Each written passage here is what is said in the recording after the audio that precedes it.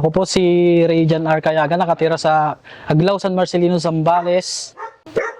Mula po 2022 po, 3 years na po akong gumagamit ng premium feeds. Okay naman po yung premium feeds kasi yung mga fattening ko, nagdi-dispose ako ng 3.5 months. Tumitimbang siya ng 98 kilos, tapos yung lowest 85 kilos. Hindi naman niya ako binigo sa mga timbang, lalo na sa mga inahin, pampagatos tulad ng lactation. Okay naman po yung serbisyo sa ating technician. On call naman po pagka tinawagan. Pupunta po agad, ganun. Dadaan muna dito sa bago siya pumasok dun sa hello, kumusta? Kumusta yung mga baboy natin dyan? Ganun po yung technician. Ganun. Tapos pagka sa magpapa-inject ko ng inahin ko, ma'am, tsaka yung mga sa mga parbo, ganun po. On call naman po talagang maasahan po. Mas mabilis pa po sa alas 4.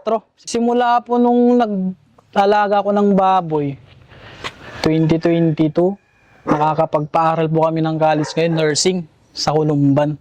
Magte-third year na siya. Tulong pinansyal lang pagbababoy na hihigitan niya sa mga kapwa ko magbababoy dyan, mga backyard. Mag-vantage hog feeds na tayo. Quality. Good talaga. All goods. Wala kayong masasabi dito.